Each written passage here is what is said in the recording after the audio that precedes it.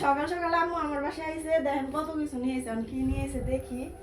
এটার ভিতর তো কাপড় চোপড়, আমার কাপড় চোপড় ওগুলাই নিয়ে এসে। আর এই যে হাঁসের মাংস, এখানে কয়টা হাঁস? দুইটা হাঁস নিয়ে আইছে। দুই জামাইয়ের লেগে দুইটা আনছে। দেখছেন কত আদর, আঙ্গুল লেগে আদর মাছ। আর এগুলো হচ্ছে মাছ, দুই পদের মাছ মনে হয়। নারিকেল, এটা হচ্ছে গরুর মাথার চামড়া। আর এটার মধ্যে কি আছে দেখি। এটা কি? ও বড় ঝাগুর মাছ ভুনা করে আনছে। তারপরে গিয়া এটার ভিতর কি আছে? ও ইলিশ মাছ দিয়ে কলমি শাক দিয়ে রান্না করে নিয়ে আসছে।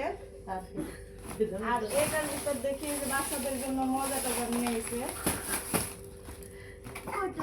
আর এটার ভিতর ও আমাদের জন্য আনছে, তাহলে কিছু আচার আনছে। দুই জামাই লেগে আনছে বড় বড় আস, আর আমগো লেগে আনছে খালি আচার। দেখছেন জামাই করে কত আদর করে। খেজুরের রস নিয়ে আইছে।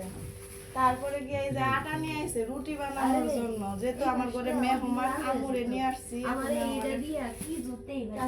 সামলানো সম্ভব না।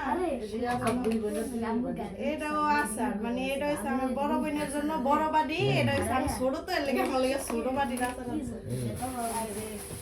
আবার এই যে চালের গুঁড়া নিয়ে এসে বাপা পিঠা বানাইবো। আমি তো পিঠা বানাইতে পারি না, আম্মু আজকে পিঠা বানাইবো রাত্রে। কি এটি আখের গুড়, ও আখের গুড় নিয়ে এসে।